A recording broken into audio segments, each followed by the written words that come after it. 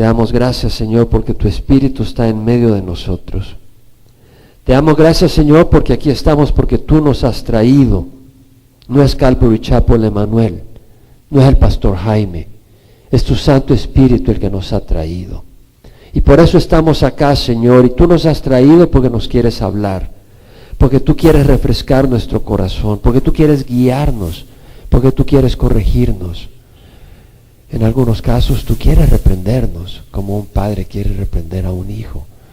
Señor, pero sabemos de que tú quieres bendecirnos y te rogamos ahora que nuestro corazón sea un corazón noble, que pueda recibir tu palabra y apreciarla y valorarla y aplicarla en nuestras vidas, Señor. Si hay alguien acá que está separado de ti, Señor, que pueda conocerte. Si hay alguien que está desviado, que pueda corregirse. Que alguien está desanimado, pueda ser animado. Te rogamos que tú bendigas este tiempo, en nombre de Jesús, amén. Pueden sentarse. Estamos estudiando la carta primera de Pablo a la iglesia en Corinto. Y ahora empezamos el capítulo 10. Es una linda carta de gran instrucción para la iglesia y aún para nosotros, porque nos ayuda no solamente a recibir a Cristo, ya conocemos al Señor, el Evangelio, pero también a crecer y a madurar espiritualmente, a no ser esos cristianos inmaduros que no crecemos, pero vamos creciendo, aprendiendo, y no solo mentalmente, pero transformando nuestras vidas a través de esta palabra y convirtiéndonos en cristianos maduros. Vemos en el capítulo 8 y 9 que Pablo nos está enseñando que el cristiano tiene libertad, pero vamos a usar esta libertad no para satisfacernos a nosotros mismos en forma egoísta, sino que vamos a aplicarla para la edificación de los demás. En otras palabras, Pablo en el capítulo 8 dice, en cuanto a lo sacrificado a los ídolos, sabemos que todos tenemos conocimiento. Ahora luego dice, el conocimiento envanece, pero el amor edifica. Sí, tenemos conocimiento de qué hacer, pero dentro de ese conocimiento de la luz de Dios tenemos alguna libertad, y dentro de esa libertad podemos escoger o actuar egoístamente o usar esa libertad para beneficio de otros. Y eso es lo que nos enseña Pablo. Dice, bueno, en cuanto a de comer a los sacrificados a los ídolos, sabemos que un ídolo no es nada en el mundo, aunque hay algunos dioses, ya sea en el cielo o en la tierra, pues hay llamados dioses, pues hay muchos dioses en el cielo y la tierra para algunas personas. Sin embargo, para nosotros hay un solo Dios, el Padre, de quien procede todas las cosas, y nosotros somos para Él, y un Señor Jesucristo, por quien son todas las cosas y por medio de quien nosotros existimos. Pero no todo el mundo tiene ese conocimiento, dice Pablo, y algunos que están acostumbrados a los ídolos, cuando comen como si las cosas fueran sacrificadas a los ídolos, y entonces su conciencia, siendo débil, se mancha. Entonces dice Pablo, cuidado que vuestra libertad se convierta en piedra de tropiezo para el hermano débil. Y entonces acá vemos que Pablo nos está diciendo, tenemos libertad, podemos comer, podemos no comer, pero si yo como porque tengo entendimiento que un ídolo no es nada, y que la comida sacrificada a los ídolos, un ídolo no existe, realmente existe solo un Dios vivo y verdadero, si yo al comer esto hago que un hermano que es débil, que está acostumbrado a los ídolos y come y siente que está haciendo idolatría, lo estoy haciendo caer. Entonces dice, entonces yo por aplicar mi libertad, por actuar en forma libre, estoy haciendo caer a mi hermano por quien el Señor murió. Y él cae porque él está violando su conciencia. Al violar su conciencia está ofendiendo a Dios. Y entonces dice, no, mejor no como, si con eso voy a ofender a mi hermano. Entonces Pablo nos está enseñando cómo aplicar la libertad no para actuar en forma egoísta, sino para beneficio de los demás. Y luego habla de que él tenía el derecho de ser mantenido por la iglesia. Dice, no soy libre. Y bueno, él era apóstol. ¿Acaso no soy apóstol? He visto al Señor Jesucristo. Ustedes son mi obra en el Señor. Dice, ustedes son la prueba. ¿Acaso no tenemos derecho a comer y a beber? Dice Pablo, es decir, ¿acaso no tenemos derecho a que la congregación nos alimente? ¿Cuándo se ha visto que un soldado sirve a sus propias expensas? O si alguien planta una viña, ¿acaso no come del fruto de ella? Si alguien guía un rebaño, cuida un rebaño, ¿acaso no tome de la leche del rebaño?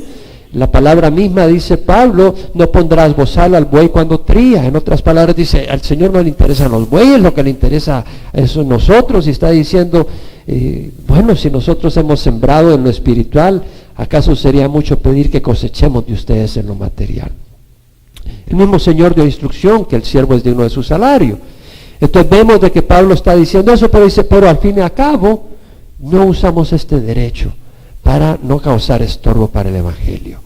Entonces vemos una vez más donde Pablo está mostrando que él tiene la libertad, la iglesia tiene la obligación de mantener a Pablo, y él tiene la libertad de no aceptar ese apoyo para poder abrir más las puertas a algunas personas y que sepan de que el Evangelio y el ministerio que estaba llevando a cabo Pablo no era un ministerio con el propósito de explotar a la gente, de sacar dinero, sino que era un ministerio con el propósito de traer a la gente al reino de los cielos y bendecirles. Entonces vemos ahí la dedicación de Pablo usando esa libertad, no para satisfacer sus caprichos egoístas, sino para edificar a otros. Y bueno, pastor, ¿por qué repite eso? Porque es importante. Pero lo hemos repetido cuando estudiamos el capítulo 8, cuando estudiamos el capítulo 9 y ahora que estudiamos el capítulo 10, porque es parte de la transición. Y es importante repetir eso porque, hermanos, yo creo que el Señor nos dice, nosotros tenemos ciertas libertades como cristianos, pero usemos las libertades pensando en los demás, en cómo ayudar y prosperar la vida espiritual de las otras personas. Sumamente importante. Pablo aún dice, yo soy libre de todos, sin embargo de todos me he hecho esclavo. Del judío me he hecho como judío. Del que está bajo la ley, como que si yo estoy bajo la ley, aunque no por eso estoy bajo la ley, yo estoy sin la ley, o sea, es decir, yo soy libre. Y al que está sin la ley, como que si estoy yo sin la ley, aunque no estoy sin la ley, realmente estoy bajo la ley de Cristo. Pero Pablo está diciendo, me he hecho al débil como débil para ganar al débil, al que está sin la ley como si estoy sin la ley para ganar al que está sin la ley, al que estaba bajo la ley como que si estoy bajo la ley para ganar al que está bajo la ley. Me he hecho a todos todo para ganar y salvar a alguno. Entonces vemos que Pablo dice, todo lo hago por amor al Evangelio, para ser partícipe de él. Entonces lo que estamos viendo es el amor de Pablo, la dedicación de Pablo, y termina el capítulo 9 diciendo, no sabéis que los que corren en el estadio, todos en verdad corren, pero solo uno obtiene el premio. Corred de tal modo que ganéis. Entonces Pablo está diciendo, la entrega del cristiano debe ser total. Está mostrando Pablo cómo cuando uno está viviendo como cristiano debe pensar en los demás. Y luego Pablo dice, y no solo pensar en los demás, debemos tener una entrega completa. No sabéis que los que corren en el estadio, todos en verdad corren, pero solo uno obtiene el premio. Corred de tal modo que ganéis. Eso se lo dice no solo a Timoteo, se lo dice a la iglesia en Corinto. Le está diciendo a todos los creyentes, corred de tal modo que ganéis. Y dice, todo el que compite en los juegos se abstiene de todo. Ellos lo hacen para ganar una corona corruptible, nosotros una corona incorruptible. Dice, por eso de esta manera yo peleo, de esta manera yo corro, no como sin meta, de esta manera yo peleo, no como dando golpes en el aire, sino que golpeo mi cuerpo y lo hago mi esclavo, no siendo que habiendo predicado a otros yo mismo sea descalificado. Entonces Pablo está diciendo, mira mi entrega, yo golpeo mi cuerpo. Entendamos que la palabra ahí también quiere decir disciplinar, porque cada vez que el cuerpo dice, bueno, yo quiero hacer esto, y que no es la voluntad de Dios, tú dices no. En otras palabras, el cuerpo no se enseñorea de ti, pero nosotros hacemos nuestro cuerpo nuestro esclavo, nos enseñoreamos de nuestro cuerpo. Tomamos el control sobre las pasiones de la carne. En vez de que las pasiones de la carne tengan control sobre nosotros, nosotros somos los que reinamos, el Señor por medio en nosotros. Y eso es lo que dice Pablo. Es decir, golpeo mi cuerpo y lo hago mi esclavo, no siendo que habiendo predicado a otro yo mismo sea descalificado.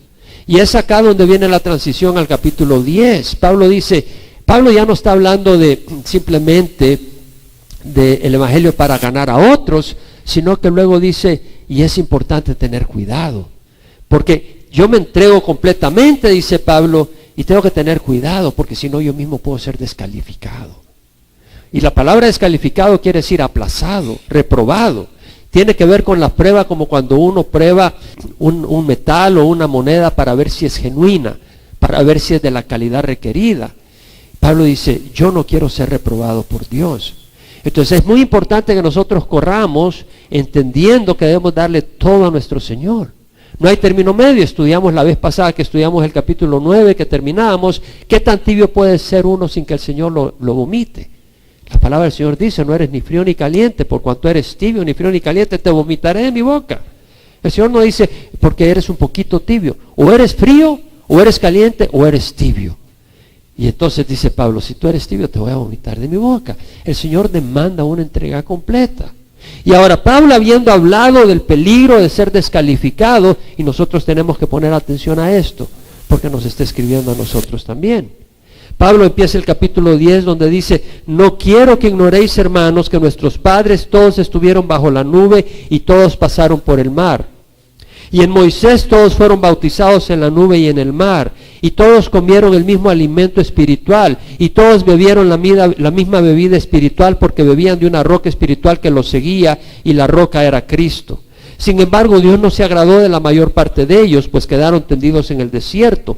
Estas cosas sucedieron como ejemplo para nosotros, a fin de que no codiciemos lo malo como ellos lo codiciaron. No seáis pues idólatras como fueron algunos de ellos, según está escrito, el pueblo se sentó a comer y a beber y se levantó a jugar. Ni forniquemos como algunos de ellos fornicaron y en un día cayeron 23,000. Ni provoquemos al Señor como algunos de ellos le provocaron y fueron destruidos por las serpientes. Ni murmuréis como algunos de ellos murmuraron y fueron destruidos por el destructor. Estas cosas les sucedieron como ejemplo y fueron escritas como enseñanza para nosotros, para quienes ha llegado el fin de los siglos.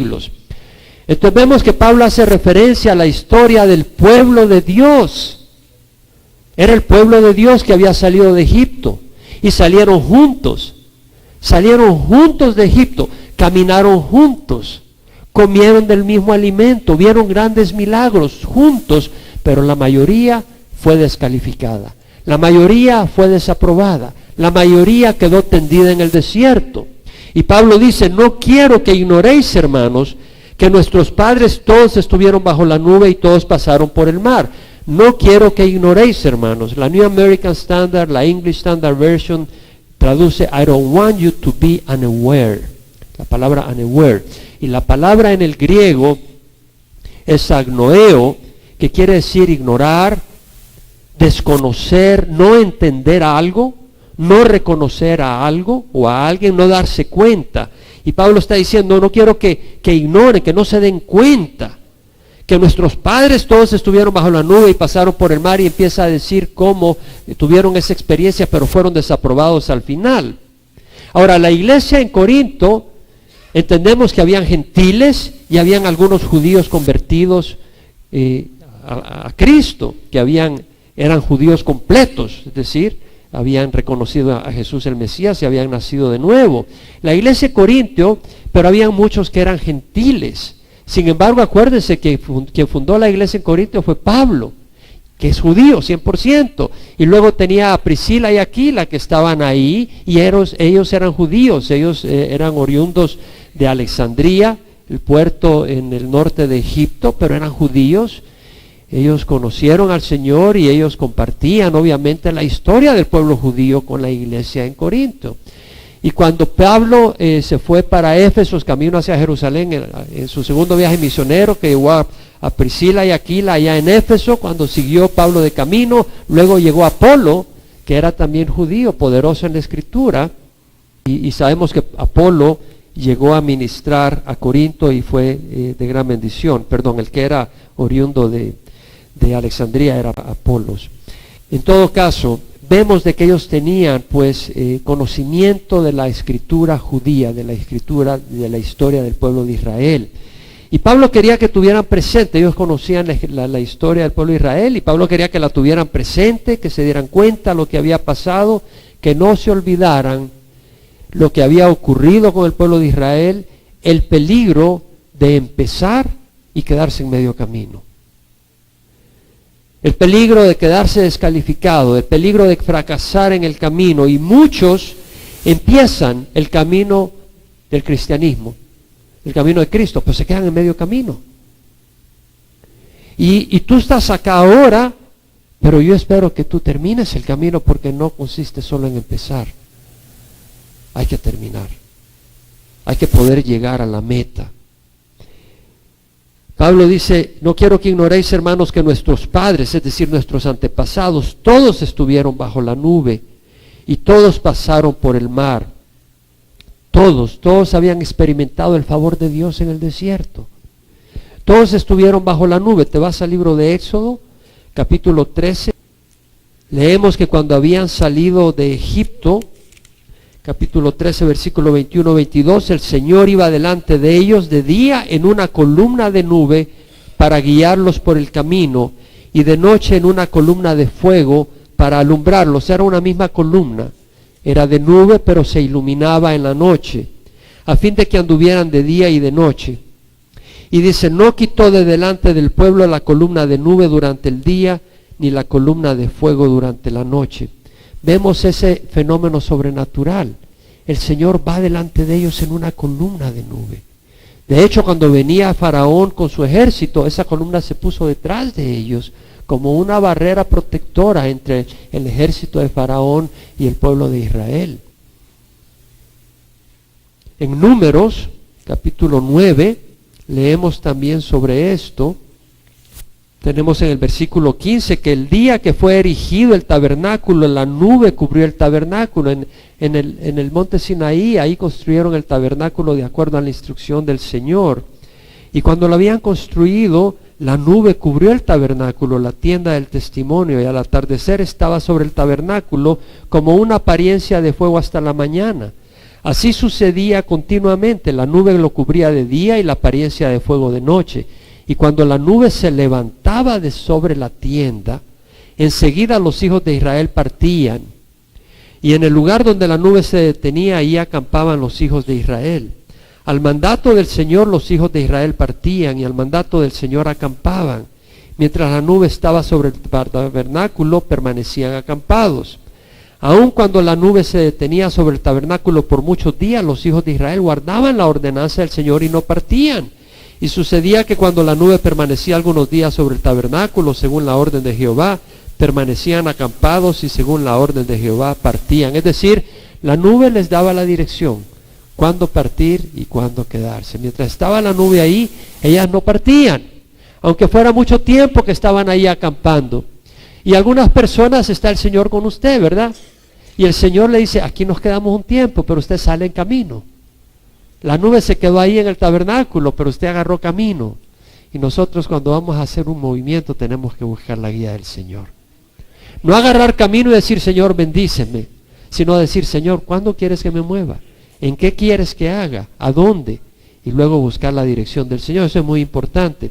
El Salmo 105:39, no hay ahí, dice, extendió una nube para cubrirlos y fuego para iluminarnos de noche.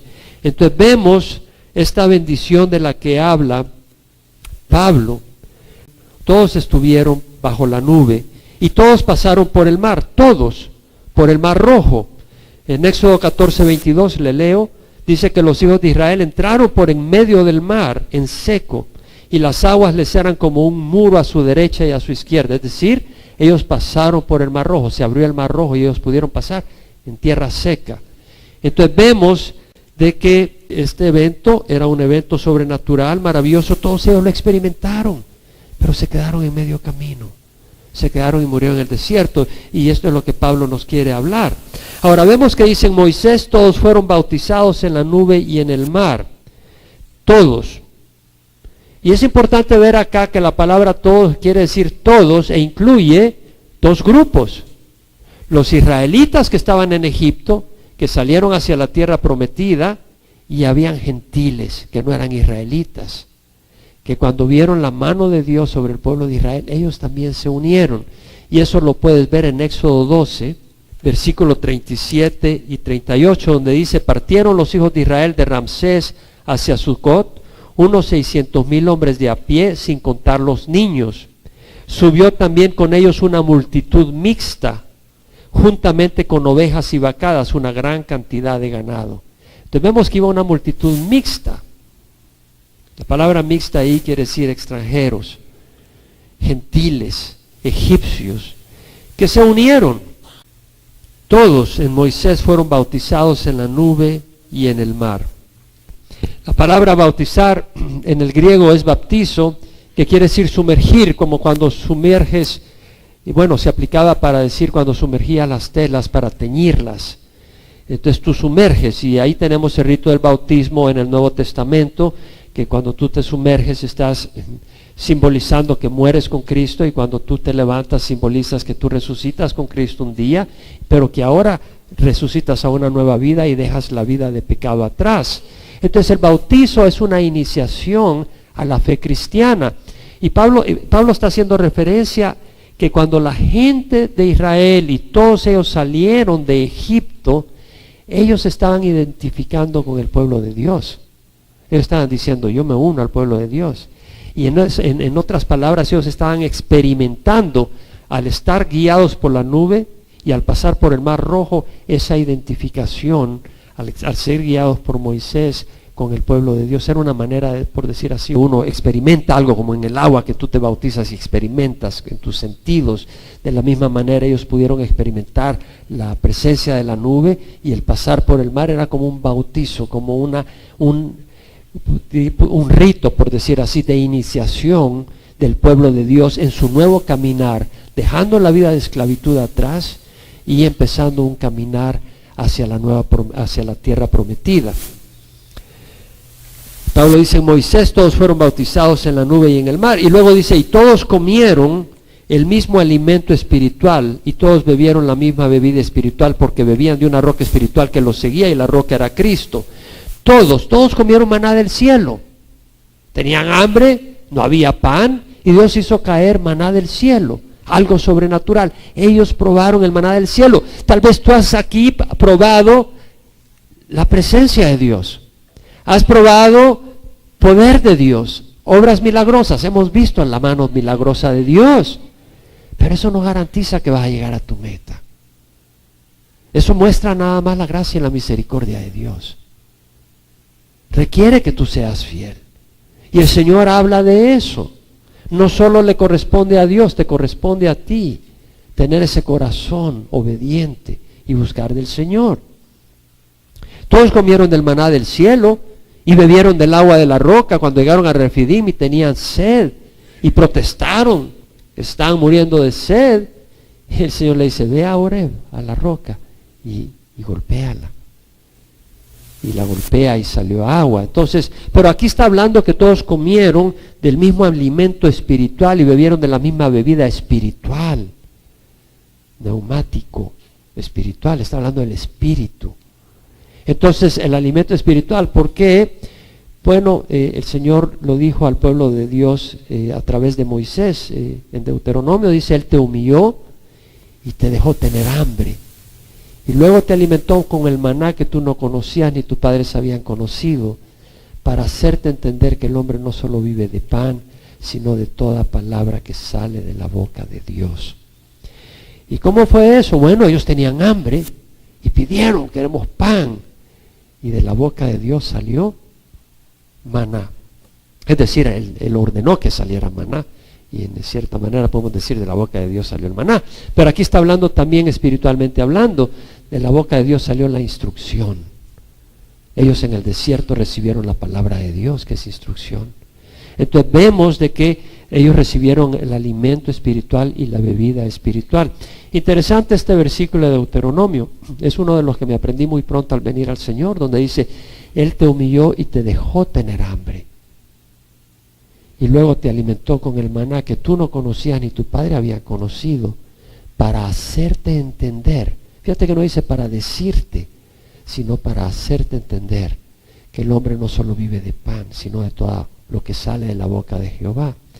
Una cosa es decir, otra cosa es hacerte entender. Y a veces el Señor trae circunstancias para que entendamos cosas. Es decir, los llevó al desierto y en el desierto los dejó experimentar hambre. ¿Por qué? Porque al experimentar hambre, ellos iban a aprender que de Dios salía palabra de vida. ¿Sí me explico? Si no hubieran experimentado hambre, entonces los que hemos experimentado fracaso en la vida, los que hemos experimentado problemas, ya sea con las drogas, con esto, con el otro, o hemos experimentado crisis y hemos visto en la necesidad que Dios responde cuando clamamos, podemos decir, Dios es quien me da vida. Y no confías en ti, sino en Dios. Vemos que dice que la roca era Cristo. Ellos iban guiados por ¿quién? Visiblemente por Moisés. Pero ¿quién era realmente quien estaba guiándolos? Era Cristo. Y fíjate de que dice que la roca era ¿quién? Cristo. Imagínate si en el Antiguo Testamento la roca era Cristo.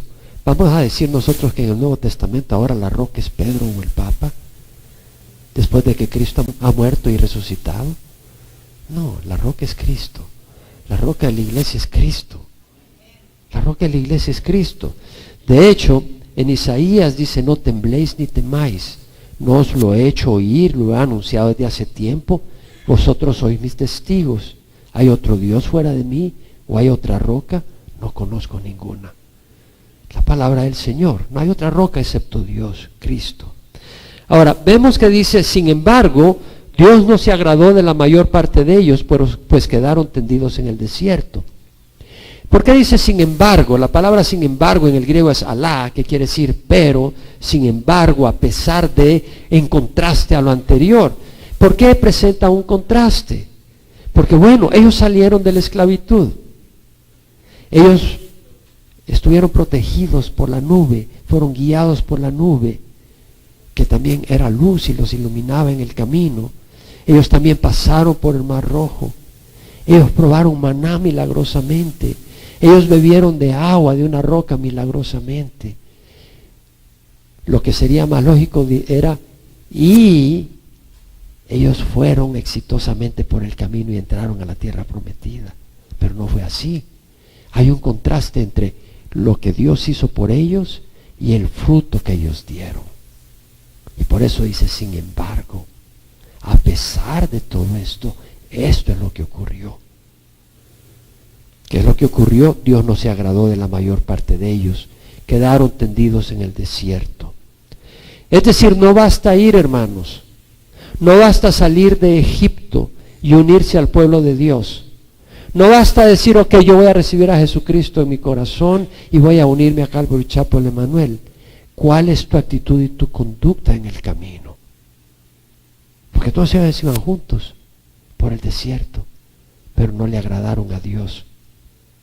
Pablo no quiere que ignoremos este hecho. Pablo no quiere que lo pasemos por alto. Pablo no quiere que seamos descalificados, desaprobados por Dios. Fíjate que dice, no se agradó de la mayor parte de ellos. Lo importante no es lo que tú haces necesariamente, en el sentido de que yo hago algo. Lo importante es si lo que tú haces agrada a Dios. Pero tú puedes decir, oh, yo le sirvo a Dios. Yo voy a hacer esto y voy a hacer lo otro. Pero estás viviendo en fornicación. O estás haciendo otras cosas. Y si no le agradas a Dios, ¿de qué sirve lo que tú haces? Vemos que la palabra del Señor dice que ellos no agradaron a Dios y quedaron tendidos en el desierto. Saúl fue un rey que fue descalificado. Empezó muy bien, pero fue descalificado. Desobedeció al Señor en más de alguna ocasión. Y Samuel el profeta llegó donde Saúl y le dice, ¿se complace Jehová tanto en holocaustos y sacrificios como en la obediencia a la voz de Jehová? He aquí el obedecer es mejor que un sacrificio y el prestar atención que la grosura de carneros. Entonces vemos que la obediencia es más importante que cualquier sacrificio que tú puedas darle al Señor. Tú puedes hacer sacrificios para satisfacer tu conciencia, pero si tú no obedeces la voz del Señor, no agradas al Señor. La rebelión es peor es como el pecado de adivinación, y la desobediencia como iniquidad e idolatría. La rebelión es como el pecado de adivinación.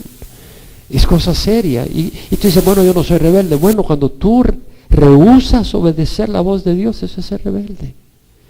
La rebelión es como pecado de adivinación y la desobediencia es como iniquidad e idolatría. Cuando el Señor nos muestra su palabra y tú decides no caminar en su palabra, eso se llama rebeldía. Aunque lo hagas con sonrisa y con un acto de santidad y parezcas muy santulón y piadoso. No es así, tienes que ser obediente. Entonces vemos que dice Pablo, estas cosas sucedieron como ejemplo para nosotros, a fin de que no codiciemos lo malo como ellos lo codiciaron.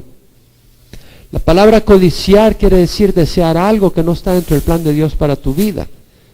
No tiene malo que si tienes hambre, quieras desear comer una comida, una carnita, eso no es malo. tienes sed, tengas deseo de un vaso de agua, eso no es malo. La codicia es desear algo que Dios no tiene en su plan para tu vida en este momento. Existe un verdadero peligro empezar la jornada y quedarse en medio camino. La condición espiritual de la codicia es mala. Esta sociedad anima el greed, la codicia, querer más y más alto, más grande y más cantidad y todo. Los vasos de soda son de 20 y pico de onzas y vas a algunos restaurantes y te sirven tanta carne que puedes alimentar a una familia de 12. Es demasiado, hay una codicia. Veamos en Números 11 una enseñanza sobre la codicia en la experiencia del pueblo de Israel. Números 11:4. Habían salido del Sinaí y el populacho que estaba entre ellos tenía un deseo insaciable. Y también los hijos de Israel volvieron a llorar y dijeron, ¿quién nos dará carne para comer? Estaban comiendo maná del cielo, no querían carne. Nos acordamos de las pupusas. Del pescado que comíamos gratis en Egipto, de los pepinos, de los melones. Sí, algunos que no habían sido esclavos y que salieron con ellos, podían decir que habían comido pepinos, melones, puerros, cebollas y los ajos, pero los judíos habían estado esclavizados. Los israelitas no deberían decir, nos acordamos de esto y del otro, si ellos habían estado esclavizados por tanto tiempo. Y dice, pero ahora no tenemos apetito, nada hay para nuestros ojos excepto este maná. Imagínate, en vez de darle gracias a Dios. Ahora, si el caminar en esta tierra es todo, pues Dios le hubiera provisto gran abundancia por amor. Pero nosotros estamos en esta tierra en camino a la eternidad. Y Dios está interesado en moldear en nosotros un carácter y hacer de nosotros hombres y mujeres que caminan en rectitud y en justicia. Entonces la comida no es lo más importante. Hay cosas más importantes, hermanos. Y bromeamos un poco, pero le aseguro de que esas cosas son bien importantes en nuestra cultura.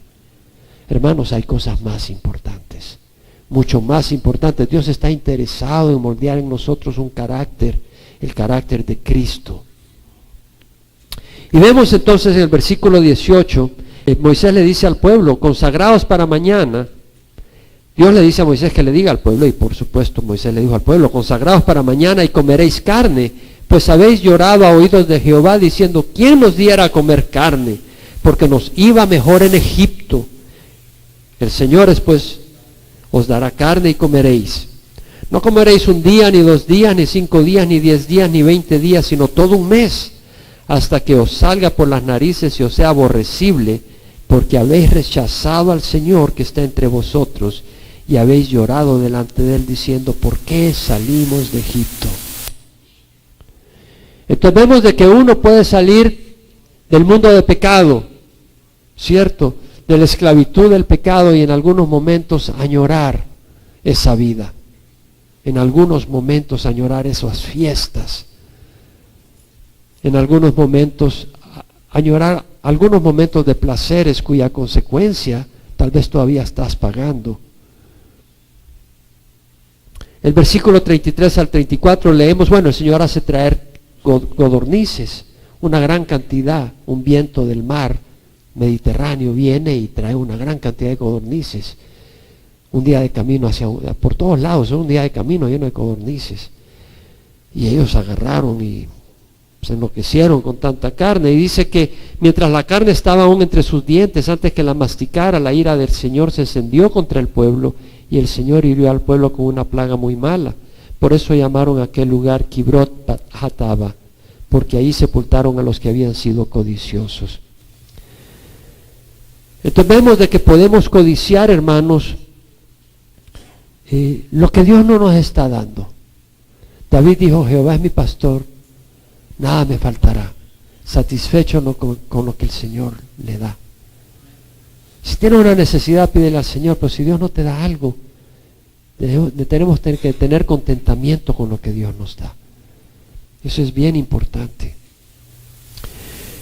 Luego dice, no seáis pues idólatras como fueron algunos de ellos, según está escrito, el pueblo se sentó a comer y a beber y se levantó a jugar. ¿A quién le está escribiendo Pablo? Está escribiendo a la iglesia que él fundó, con quien estuvo 1 año y medio ministrando. A la iglesia donde Priscila y Aquila estuvieron ministrando también con Pablo. A la iglesia donde Apolos fue a ministrarles. Un hombre poderoso en la Escritura. ¿Por qué les tiene que decir que no sean idólatras? Qué interesante.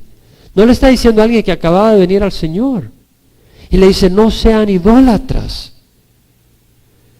Y dice, como fueron algunos de ellos según este escrito, el pueblo se sentó a comer y a beber y se levantó a jugar. Hay una tendencia idólatra en el corazón humano. Hay una tendencia idólatra. Vámonos a Éxodo 32, donde vemos esta experiencia cuando están en el Sinaí y Moisés ha subido a la cumbre del monte y Dios está hablando con él y él está 40 días y 40 noches en la cumbre del monte y el pueblo se desespera. Y dice en el versículo 1, cuando el pueblo vio que Moisés tardaba en bajar del monte, la gente se congregó alrededor de Aarón y le dijeron, levántate, haznos un Dios que vaya delante de nosotros. Es decir, querían algo palpable. Se desesperaron en el tiempo del Señor. Y dice, en cuanto a este Moisés, el hombre que nos sacó de la tierra de Egipto, no había sido Moisés que lo sacó, fue Dios que usó a Moisés. En cuanto a este Moisés, el hombre que nos sacó de la tierra de Egipto, no sabemos qué le haya acontecido. Ellos sabían que estaba en la cumbre del monte conversando Dios con él, pero el tiempo de ellos era distinto que el tiempo de Dios. Ellos querían hacer las cosas a su tiempo, no en el tiempo de Dios. Y Aarón les dijo, quitad las pendientes de oro de las orejas de vuestras mujeres, de vuestros hijos y vuestras hijas y traédmelos. Entonces todo el pueblo se quitó los pendientes de oro que tenían en las orejas y los llevaron a Aarón. Y él los tomó de sus manos y les dio forma con buril. ¿Qué líder, verdad? Un líder que sigue a las ovejas no es líder. Es el peor de las ovejas. Porque está en la posición de líder y en vez de seguir está siguiendo. Un líder debe de guiar a las ovejas. Guiado él mismo por el Señor. Y dice, bueno, les dio forma con buril e hizo de ellos un becerro de fundición, es decir, fundió el oro y luego le dio forma de becerro, de toro. Y ellos dijeron, este es tu Dios Israel que te ha sacado de la tierra de Egipto. En otras palabras, queremos algo visible. Ellos entendían que de alguna manera que Jehová los había sacado, pero querían poder adorarlo físicamente, querían poder tenerlo ahí. Querían poder verlo. Entonces dijeron, este es tu Dios, algo que podemos ver. Y Aarón edificó un altar delante del becerro y Aarón hizo una proclama diciendo, mañana será fiesta para Jehová. Vamos a celebrar a Jehová, que lo representamos por este toro. Y al día siguiente se levantaron temprano y ofrecieron holocaustos, trajeron ofrenda de paz y el pueblo se sentó a comer y a beber y se levantó a regocijarse. Fiesta. Bien pronto se han desviado del camino, dice el Señor. Le habló a Moisés, desciende pronto porque tu pueblo que sacaste de la tierra de Egipto se ha corrompido. Bien pronto se han desviado del camino que yo les mandé, se han hecho un becerro de fundición y lo han adorado, y han ofrecido sacrificios y han dicho, este es tu Dios Israel que te ha sacado de la tierra de Egipto. Fue la primera fiesta patronal, la fiesta patronal del desierto. Hoy en día, hermanos, en Latinoamérica tenemos las fiestas patronales. Y se ahorran imágenes de madera o de metal. El pueblo se reúne a celebrar y a regocijarse. ¿Quién sabe de eso? Licor, corre, se baila y se celebra en grande. Se veneran imágenes. Por ejemplo, en Cuba está la imagen de la Virgen de Cobre. Se venera, realmente no se venera, se adora realmente, porque se va y se le arrodilla a esa imagen. Tenemos la Virgen de Guadalupe en México, la Virgen de Fátima en Europa, el Cristo Negro de Esquipulas en Guatemala. Se les adjudica poder a esas imágenes, por eso la gente va hasta esos lugares. Si no se les adjudicara poder a esas imágenes, la gente no fuera a esos lugares. ¿Por qué vas a ir hasta México? ¿O por qué vas a ir hasta Esquipulas? ¿O por qué vas a ir hasta Fátima? Si esas imágenes en tu corazón no tienen ningún poder. Entonces la gente viaja a esos lugares porque les les adjudica un poder, les está asumiendo un poder, y eso se llama idolatría. En Éxodo 22:20, lo vimos el miércoles, dice la palabra: el que ofrezca sacrificio a otro Dios que no sea Jehová será destruido por completo. Eso es idolatría. Ahora, la idolatría puede tomar varias formas, no es exclusivamente adorar un ídolo de madera o de metal. Tu ídolo puede ser, ¿te has levantado alguna vez en la mañana y verte en el espejo? Tal vez ahí estás viendo tu ídolo. Tal vez tú eres tu ídolo, es decir, tu carne. Si la carne quiere esto, no la privas. Si quiere fornicar, a fornicar. Si quiere beber, a beber. Si quiere que la honren y le aplaudan, haces todo para aplastar a medio mundo para que te honren y te aplaudan. Es decir, tu carne es tu ídolo. O puede ser una persona famosa. Para algunos Elvis Presley todavía vive. Bueno, el espíritu de él está en algún lugar, yo no sé dónde. Todo depende. Si murió con Cristo, está en la presencia de Dios. Si murió sin Cristo, está en el Hades esperando el juicio divino. Pero para algunos es Elvis Presley, se peinan como Elvis Presley, caminan como Elvis Presley. Para otros tu ídolo es tu hijo, tu hija, y todo gira alrededor de esa criatura o de esa persona ya grande. O puede ser tu cónyuge, no quiere decir que no ames a tu cónyuge, pero se vuelve tu obsesión. O puede ser un objeto, tu carro, que no lo toquen. Ahí estás de la mañanita, oyes la alarma y sales corriendo a las 4 de la mañana. ¿Quién tocó mi carro? O puede ser tu casa, le pones hasta sonido de micro, no sé qué, para que no se le acerquen los pájaros y no te manchen la casa. O puede ser una actividad del fútbol, ¿verdad? Hay personas que todo es fútbol. O los videogames, ¿cierto? Le dedicas horas y horas y sueñas con los videogames. Puede ser tu ídolo. Y luego dice Pablo: ni forniquemos como algunos de ellos fornicaron y en un día cayeron 23,000. La fornicación es serio. La fornicación es un pecado serio. Estaba viendo las estadísticas. Estados Unidos va en picada moral. Realmente. No sé si se ha dado cuenta, pero están saliendo situaciones que muestran que vamos en un deterioro moral increíble.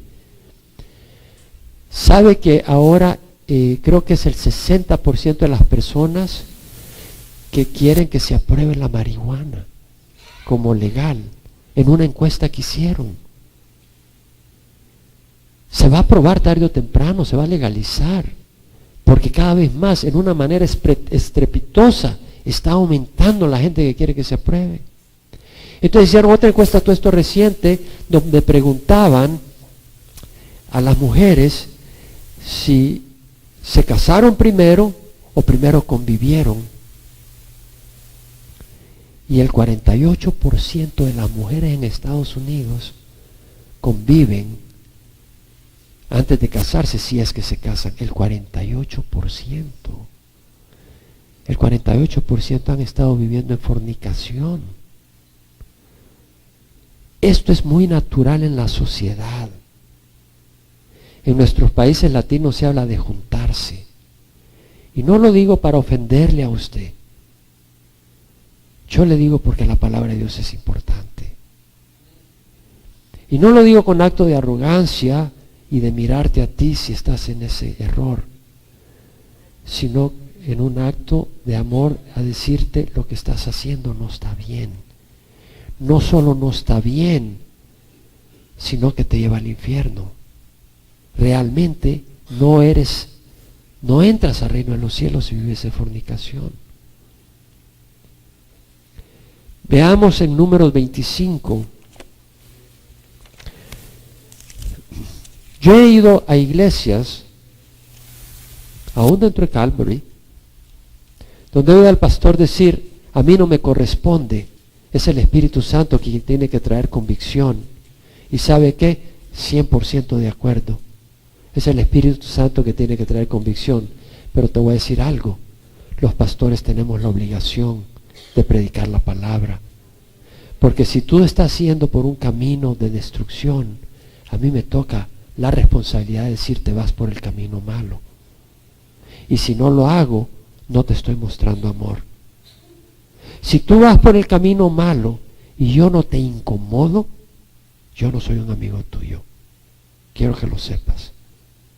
Si tú vas por un camino malo y yo ignoro eso, ahora, si tú decides rechazarme, ya no puedo hacer más.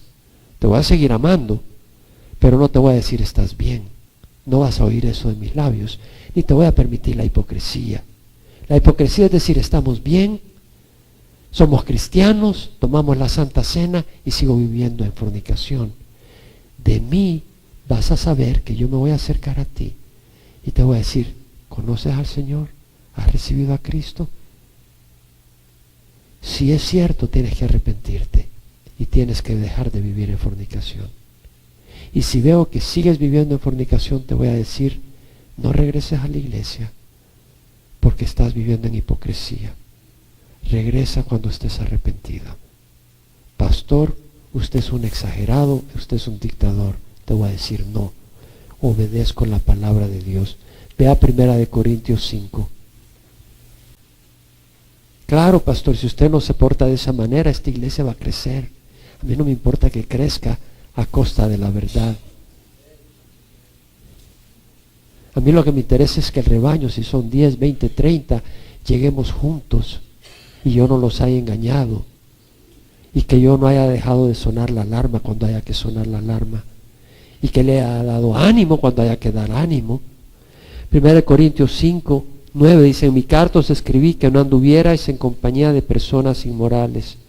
No me refería a la gente inmoral de este mundo, o a los avaros y estafadores, o a los idólatras, porque entonces tendrías que salir del mundo, sino que en efecto os escribí que no anduvierais en compañía de ninguno que llamándose hermano es una persona inmoral, o avaro, o idólatra, o difamador, o borracho, o estafador. Con ese ni siquiera comáis. Pues, ¿por qué he de juzgar yo a los de afuera?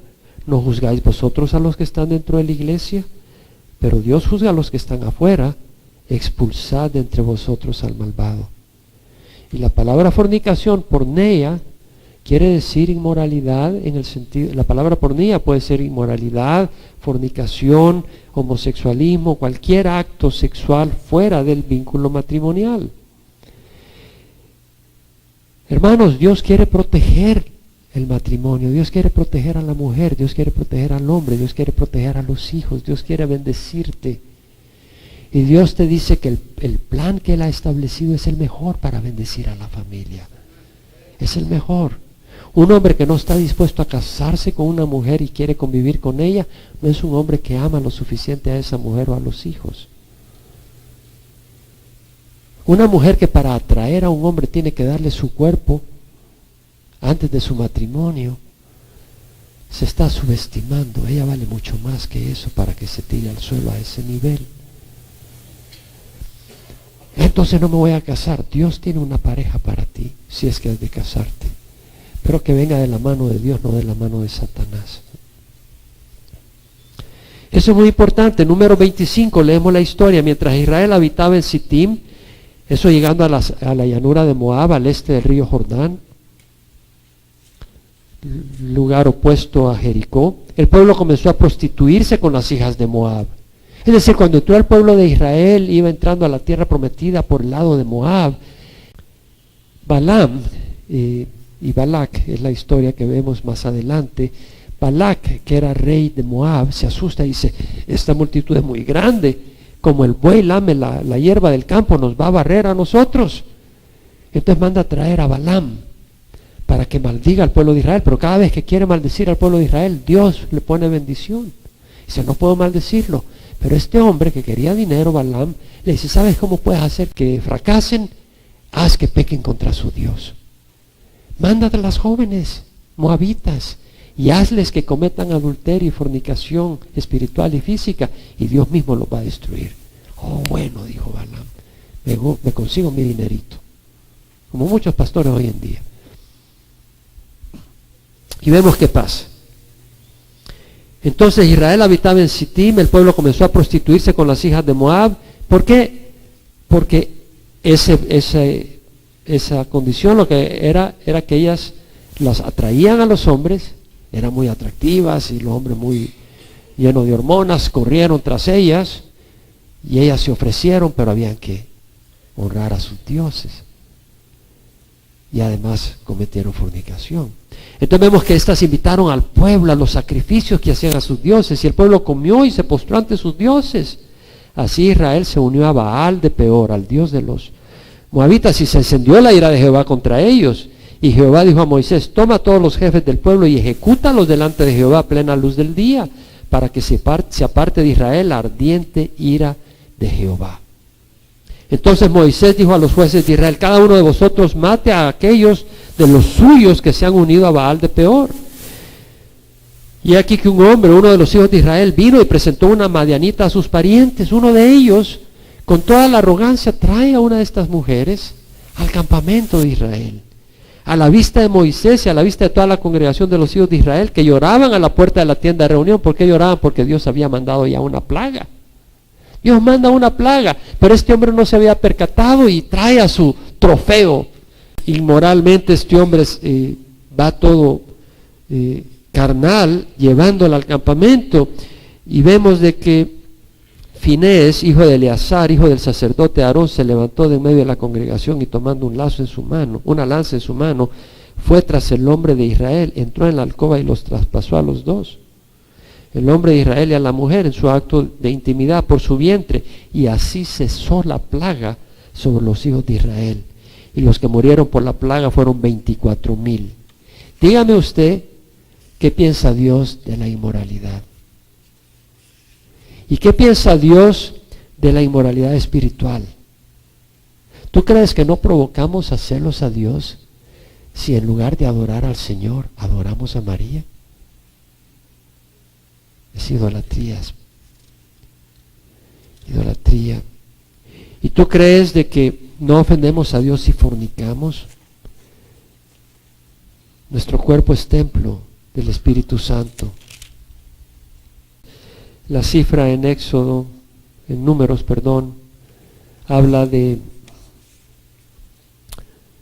24,000 y en Corintios de 23,000. Bueno, es posible que la que aparece en Números incluye los líderes que mataron a los israelitas y los otros 23,000 son los que murieron por la plaga. O es posible que sean cifras redondeadas, 23,400, 23,500. Entonces un autor lo redondea a 23,000, el otro lo redondea a 24,000. Son cifras redondeadas. Pero están históricamente, es una narración histórica y precisa. Y luego dice: ni provoquemos al Señor como algunos de ellos le provocaron y fueron destruidos por la serpiente. Vemos la palabra del Señor de advertencia. Pablo nos advierte: no quiero que ignoréis, hermanos, nuestros padres estuvieron bajo la nube y pasaron por el mar, vieron la manifestación de Dios, fueron bautizados en la nube y en el mar, todos comieron el mismo alimento espiritual, probaron el maná del cielo, probaron el agua que salía de la roca y quedaron tendidos en el desierto. ¿Por qué la codicia? Esta es una sociedad llena de greed, de codicia. Codiciar, y es difícil resistir la codicia, pero hay que resistirla. Hay que poner los ojos en el Señor. Cuando ponemos los ojos en el Señor y vemos lo hermoso que es el Señor, ya no codiciamos, porque estamos poniendo los ojos en el Señor. Quita los ojos del Señor y el espíritu de adoración que hay en nuestro corazón empieza a adorar algo, ya sea un ídolo, empieza a adorar algo. Nos corresponde poner los ojos en el Señor porque Él es vida. Te hago una pregunta. La mayoría no se agradó Dios de ellos, quedaron tendidos en el desierto. El Espíritu está en medio de nosotros. Cierra los ojos. ¿Está agradado Dios con tu vida? Tú lo sabes hoy. El Espíritu te ha hablado. ¿Está agradado Dios con tu vida? Bueno, si no has recibido a Cristo Jesús, la ira de Dios está contra ti. Recíbelo, porque el Señor no envió a su Hijo al mundo para juzgar al mundo, sino para que el mundo sea salvo por medio de Él. Dice la palabra del Señor que de tal manera amó Dios al mundo que dio a su Hijo unigénito, para que todo el que crea no se pierda, mas tenga vida eterna. Porque Dios no envió a su Hijo al mundo para juzgar al mundo, sino para que el mundo sea salvo por Él. Y este es el testimonio que la luz vino al mundo, pero los hombres amaron más las tinieblas que la luz. Porque todo el que hace lo malo odia a la luz y no viene a la luz para que sus acciones no sean expuestas. Pero el que practica la verdad viene a la luz para que sus obras sean manifestadas que han sido hechas en Dios. Hay hijos de la luz y hay hijos de la oscuridad. Todos caminábamos en la oscuridad un tiempo. Pero los que somos hijos de la luz, al ver la luz dijimos, como decimos en buen salvadoreño, huesos, aquí no me quedo, yo salgo hacia la luz. Si tú eres hijo de la luz, ven a la luz. Pero si eres hijo de la oscuridad, vas a rechazar la luz. Tal vez tú eres hijo de la luz. Tal vez proclamaste un día a Jesús por Señor, pero estás viviendo en la oscuridad. Pero si eres hijo de la luz, sale de la oscuridad y entra a la luz. Te invito a que recibas a Jesús si nunca lo has recibido. Él es la luz del mundo. No puedes tener luz si no recibes a Jesús. Entonces, primero a los que nos visitan por internet, a los que nos acompañan acá, si alguno no ha recibido a Cristo, nunca lo ha recibido, pon la fe en Jesucristo, porque no hay otra roca excepto Cristo. Pon tu fe en Jesús, no en ídolos, no en la iglesia católica, no en la iglesia evangélica, en Jesucristo. Él es el que murió en la cruz por nosotros. Ora conmigo si quieres recibir a Jesús. Yo te invito a que recibas a Jesús. Si no lo recibes, no tienes salvación, porque Jesús es vida y el que no tiene Jesús no tiene vida. Pero recibir a Jesús hay que arrepentirse. Jesús mismo dijo, arrepentidos, el reino de los cielos se ha acercado. Cuando Juan había sido encarcelado, Jesús vino a Galilea proclamando el Evangelio y diciendo, el tiempo se ha cumplido, el reino de Dios se ha acercado, arrepentíos y creed el Evangelio. ¿Cuál Evangelio? El que acabo de mencionar, que Cristo murió por nuestros pecados. Si confiesas con tu boca a Jesús por Señor y crees en tu corazón que Dios lo resucitó de la muerte, serás salvo. Porque con el corazón se cree para justicia y con la boca se confiesa para salvación. Pero es una relación, no solo consiste en decir voy a confesarlo hoy y voy a caminar después como quiera, no. Es una relación donde tú quieres caminar con Jesús en su luz. Y hoy te invito a que ores conmigo. Jesús te va a ayudar. Lo que tienes que hacer es abrir las puertas de tu corazón. Jesús dice, yo estoy a la puerta y toco. Si alguno escucha mi voz y abre la puerta, yo entraré y cenaré con él y él conmigo. Dios quiere entrar. Dios te va a ayudar. Si nunca has recibido a Jesucristo, Dios te va a ayudar a ese caminar.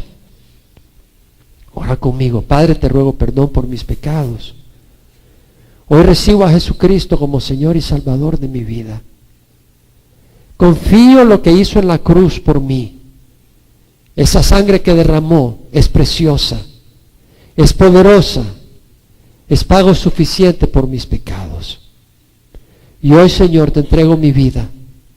Creo que eres el buen pastor, no el ladrón que viene a robar, matar y destruir. De nuevo, creo, Señor, que eres el buen pastor, no el ladrón que viene a robar, matar y destruir. Hoy te recibo para que me des vida y me guíes por el camino recto. Y me des tu Espíritu Santo para hacer lo bueno y desechar lo malo. Te lo pido en nombre de Cristo Jesús. Amén. Si has orado de corazón, el Señor entra. Y el Señor entra a recibir y darte vida eterna. Y te animo a que te alimentes de la palabra de Dios. Y los que estamos acá, yo dije y hice una pregunta: ¿se agrada a Dios de ti? No me necesitas contestar a mí. Contéstale al Señor.